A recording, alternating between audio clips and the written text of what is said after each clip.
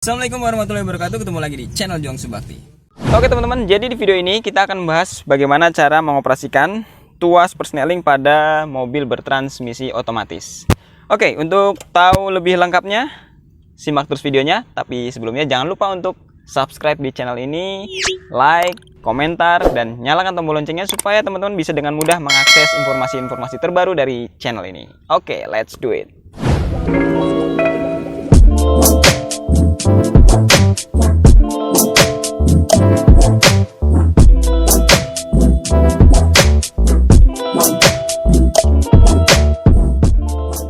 Oke, jadi informasi ini sebenarnya diperuntukkan kepada pengguna-pengguna mobil otomatis atau yang masih baru banget ya pakai mobil bertransmisi otomatis.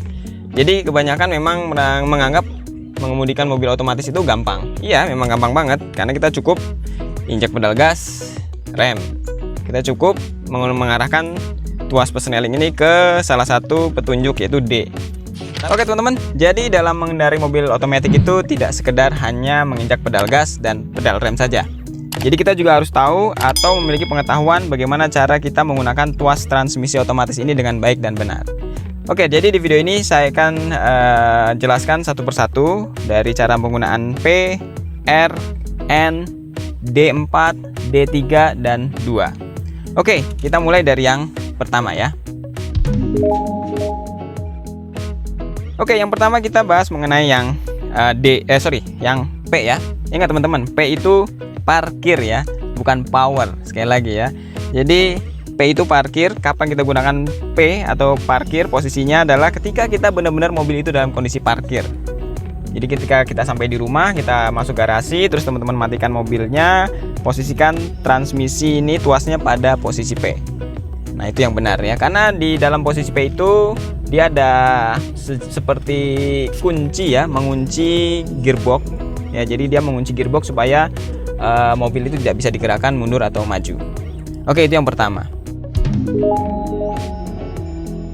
Oke, yang kedua adalah ketika kita gunakan R. Nah R ini ingat teman-teman, bukan racing. Ini adalah reverse atau untuk mundur. Jadi kapan kita gunakan? Ya pastinya ketika kita ingin mundur ya, mobil ini ingin mundur. Jadi pada saat kita ingin mundur, arahkan tuasnya ke R. Sederhana seperti itu. Tapi jangan lupa untuk selalu menginjak pedal rem ketika kita akan mengarahkan tuasnya, baik itu ke R, ke N, ke D, atau ke yang lainnya.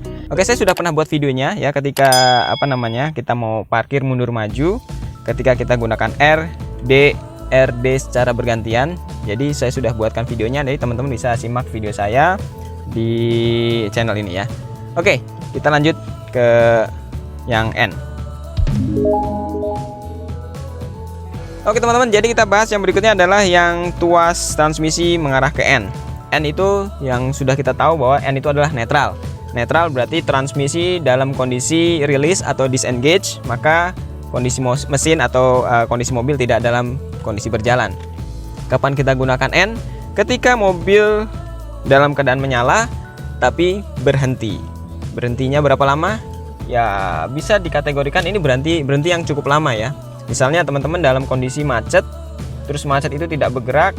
Oke, silahkan teman-teman arahkan tuas transmisi ini ke tuas yang N. Kalau di lampu merah gimana? Ya ini tergantung. Jadi kembali ke teman-teman sekalian, bahwa ketika kita di kondisi lampu merah, kalau memang biasanya ada timernya tuh. Kalau memang dia tidak terlalu lama atau hanya sekitar 10 atau 15 detik atau mungkin 30 detik, saya rasa nggak perlu diarahkan ke N, sudah nggak masalah ya. Jadi N itu kita gunakan ketika kita memang dalam kondisi mesin menyala dan berhenti dalam waktu yang lama. Oke, seperti itu ya. Oke teman-teman, jadi yang berikutnya adalah D4 ya. Untuk D itu artinya drive, dan D4 artinya adalah drive menggunakan gigi 1, 2, 3 sampai dengan 4. Jadi semuanya kepakai. Kapan kita gunakan D4? Adalah ketika kita mengemudi dalam kondisi yang normal. Drive dalam kondisi yang normal artinya tanjakan juga tidak terlalu tinggi, turunan juga tidak terlalu tinggi. Jadi kita gunakan ketika kita mengendara dalam kondisi yang normal. Itu kita pakai D4 atau D. Oke, yang selanjutnya adalah D3. Nah mungkin teman-teman juga banyak yang khususnya pengguna baru ya, itu masih banyak yang belum begitu memahami kapan sih kita pakai D3. Oke, saya coba jelaskan dengan secara simpel. Jadi banyak yang bilang memang D3 itu untuk tanjakan. Iya betul. Nah tanjakan seperti apa? Ya memang tanjakan yang memang agak terjal ya. Kadang-kadang memang orang juga nggak pakai D3, cukup pakai D4 dengan tanjakan juga sebenarnya sudah cukup. Tapi ketika kita mau menghadapi sebuah tanjakan yang memang kelihatannya agak tinggi, ya jadi teman-teman misalnya lihat di depan sekitar 200 meter ke depan itu akan ada tanjakan yang lumayan tinggi. Nah untuk menjaga torsi supaya mobil ini tetap pada posisi torsi yang cukup pada saat melewati tanjakan, teman-teman dari awal, dari bawah itu sebelum menanjak sudah arahkan ke D3.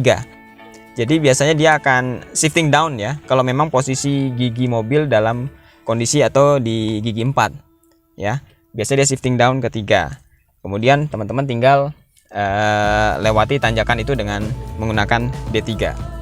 Tapi kalau sudah dalam menanjak, misalnya kita sudah pakai D4 terus kita turunkan ke D3, sebenarnya ya ada yang berpengaruh, ada yang enggak, karena kan kita nggak tahu posisi gigi kita tuh ada di posisi 1, 2, 3 atau 4 gitu ya ketika berjalan. Maka D3 lebih baik sih diarahkan ketika kita sebelum melewati sebuah tanjakan. Mungkin seperti itu singkatnya ya.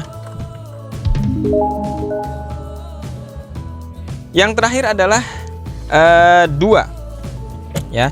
Kapan kita gunakan tuas transmisi otomatis ini ke posisi 2? Yaitu ketika kita mau melewati sebuah turunan yang terjal. Nah kalau di mobil manual kan ada engine brake. Nah sebenarnya di mobil matic juga ada.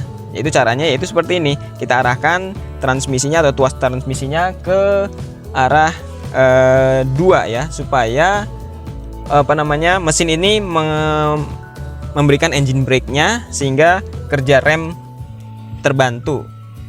Karena kalau rem kita hanya mengandalkan rem dengan D4, biasanya rem akan panas, dan kalau panas ya tahu sendiri kerja rem itu kalau panas dia bisa blong. Jadi lebih baik kita bantu kinerja rem dengan mengarahkan tuasnya ke D2. Jadi ketika turunannya terjal tuh ya. Tapi kalau cuma turunan sederhana ya mungkin nggak harus ke D2. Oke teman-teman, jadi seperti itu penjelasan singkat ya, mengenai cara menggunakan tuas transmisi otomatis ini ya, dari P, R, N, terus D4, D3 dan 2. Mudah-mudahan informasi ini bisa bermanfaat khususnya nih ya, khususnya untuk para pemula ya. Jadi teman-teman yang baru bener pakai mobil matic dan belum tahu apa manfaatnya atau fungsi dari penggunaan P, R, N, D4, D3 atau 2. Jadi teman-teman mudah-mudahan dengan adanya video ini bisa menambah informasi atau pengetahuan mengenai mobil matic. Oke teman-teman, jika kalian suka dengan video ini jangan lupa klik tombol like-nya, subscribe di channel ini, dan nyalakan tombol loncengnya supaya tidak ketinggalan dengan informasi terbaru dari channel ini. Oke, thanks for watching and see you on the next video. Wassalamualaikum warahmatullahi wabarakatuh.